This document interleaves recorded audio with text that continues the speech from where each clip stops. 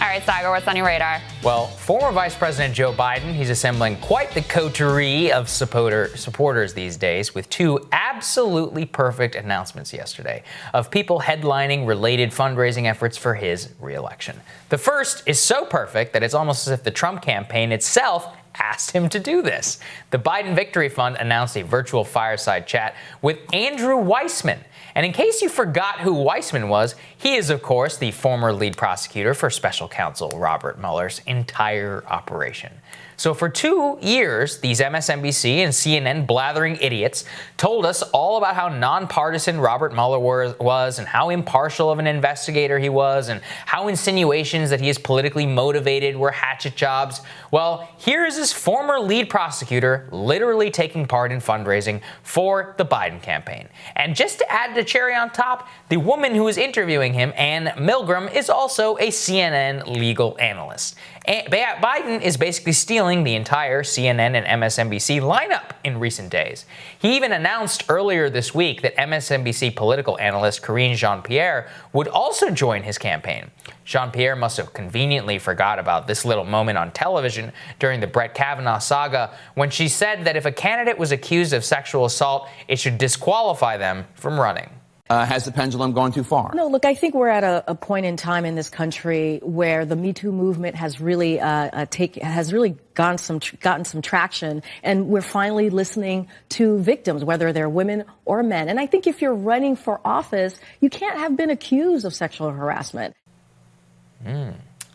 So we've got an MSNBC analyst literally on the dole of Biden's campaign. We've got a CNN legal analyst interviewing the lead prosecutor for special counsel Robert Mueller's investigation at a Biden fundraiser. Do we need any more evidence of a deep state elite media alliance that desperately wants Joe Biden to become president of the United States? We don't, but luckily, I brought you some more just in case. The View co-host Whoopi Goldberg announced yesterday she would also headline a fundraiser for Biden at an event moderated by Senator Tammy Duckworth. Now, the event's goal is to raise $100,000 and will also include former Republican candidate Joe Walsh. Now, remember that Goldberg routinely is involved in the news cycle with her role at ABC, where she interviews newsmakers on a day-to-day basis. And while we always knew she was an unabashed liberal, it's just a little too on the nose to actually go raise money for Biden, isn't it? It also calls into question some of the interesting recommendations that she's made on her show, like, say, this one. Dr. Jill becomes a Surgeon General, his wife. Yeah, Joe Biden's wife, because she, he would never do it, but she's a hell of a doctor. She's an amazing doctor. I thought she was a doctor and PhD. Yeah, I could be wrong. I thought she was. Yeah, I think she's a teacher, but It also calls into questions her motives when conducting interviews of Biden's opponents, like, I don't know, this one. You intend to stay in this race for president because you believe there is a path to victory. I want to know what that path is, because this feels a little bit like it did when you didn't come out when Hillary Clinton was clearly the person folks were going for. So can you explain why you're still in the race and what this path is that you see? Well, one of the reasons, that's not quite accurate. I worked as hard as I could for Hillary Clinton. But the reason there is a path Bernie, just so we're clear, you worked for Hillary, but it took you a very, very long time to hop in, and your people also. It took a very long time for them to hop in. So when I say that, that's what I'm talking about. Yeah, well, I don't accept that characterization, but the point is, people have a right. Why are you still in the race? People have a right. Last I heard, people in a democracy have a right to vote. Before the Trump age, most people at least tried to hide naked bias. Everyone knew that people in the national security state bureaucracy had preferences for political policies and ideologies, and a great relationship with elite media organizations. But it was quiet. It played out over off-the-record dinners and drinks and conversations. Now they're literally just outright fundraising for the Democratic Party. And the same is true of the news media and people like Whoopi Goldberg. It's no secret what these people believe. But absent a few cases, like CBS News' Gayle King literally going on vacation with the Obama family, it was considered blasé to outright cavort with the people in power that they are ostensibly supposed to cover. And we've spoken a lot on the show over this week about the rise of resistance journalism and how journalistic standards were largely abandoned in the Trump era under the false belief that doing so would impact Trump's chances at re-election. And what people like Weissman and Goldberg and the myriad of other cable news folks who completely abandon the pretense in this case don't understand is that they're destroying a facade that can never be put back together. They are the reason that Americans' trust in the media is at an all-time low. And they wonder why people believe conspiracies, whenever we know now for certain that they cover for the powerful, and in this case will actually go out of their way to put them back into power. It's pretty amazing, isn't it, Crystal? I mean, you watch those clips of Whoopi Goldberg again, and somebody came at me. They're like, what do you mean? She's a talk show host. And I said, look, if she was like Ellen DeGeneres or something like that, I think it would be a little bit different, although Ellen had her own whole dust-up with the George W. Bush thing. But she actually interviews newsmakers on an almost daily basis. Yeah. And like I said, I mean, she had that interview with Bernie Sanders. She's out there being like, maybe Dr. Jill Biden should be, and I mean, even though she's not actually a doctor, sorry. She is a doctor, just not a medical doctor. She's not a medical doctor. She's a PhD in education. And this is, you can see that and you're like, oh my God. I mean, like, what were the motivations of this person when they were interviewing Bernie Sanders? Right. And same thing, I mean, with the Weissman thing. I mean, look, everybody knew about Weissman. Weissman was literally a guy who was apparently crying. Trump used to say this all the time. He was crying at Hillary's funeral at the Jacob Javits Center, seen actually distraught at her re-election or at her election night party. And then goes on to become the lead prosecutor for Robert Mueller. And like I said, you have all these MSNBC people who are like, how dare you, sir? Like, how dare you impugn and bring up the partisan motivations? If you think the shoe was on the other foot, Hillary was president, and the lead prosecutor of Whitewater or whatever was at Trump's re-election night party, it wouldn't be a story. It's a legit story. Look at how, look at how aggressively they came after Tara Reade because her lawyer had donated to Trump. He hasn't donated to anyone this cycle. He also donated to Hakeem Jeffries, et cetera, et cetera. But yeah, obviously they would freak out about that.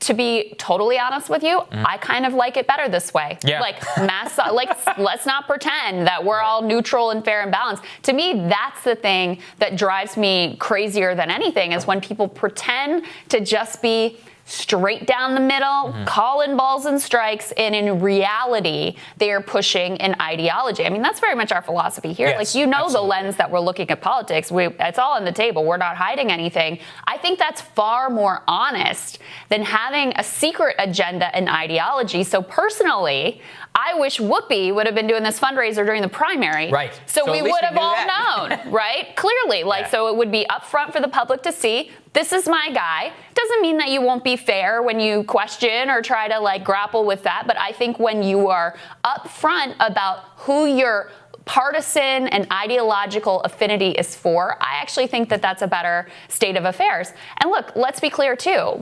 Fox News and the connection to the Trump administration has been ridiculous as well. Liberals were rightfully, outraged when Sean Hannity was showing up at Trump rallies, and you've got a total rotation going from the Fox News lineup into the White House, and his top advisors are Fox News.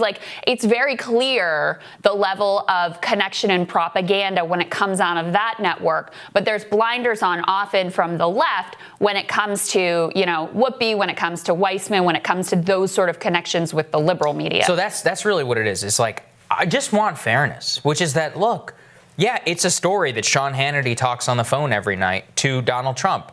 But how many media reporters are focused on that? And then Whoopi goes and headlines a fundraiser. Oh, nobody says a word. One article. You think people are going to talk about it? Oh, my God, can you believe it? Bob, the scandal. Same thing with the prosecutor. It would be endless here in D.C. CNN, MSNBC, New York Times, Washington Post. If the lead prosecutor on the team investigating Hillary Clinton was a Republican and at the Trump victory celebration. That would there's no question. We all know it would be endless. And you're right. I prefer the honesty. But the problem is these people are the same ones who will headline a Biden fundraiser and say, what are you talking about? I'm not biased. This is about saving America. This is about my convictions. And you say, you're headlining a fundraiser. Yeah, that's fine. Partisan it can be about your priorities and your convictions. Just admit it. Right. That's all we want.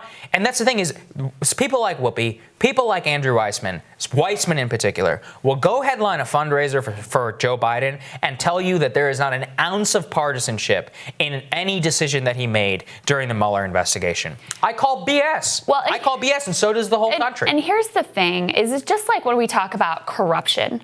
And, we've been very critical of Kelly Loeffler, of Richard Burr, of Dianne Feinstein. And, like, even if your stock selling, trading decisions were made totally independently of your position in Congress and in the Senate, even if that is true, the fact that the public looks at you buying and selling stock in the midst of this pandemic and making money off of that while you're in this public position receiving classified information, like, people look at that and they go, this stinks. And it undermines their trust in your decision making and in the governing bodies here.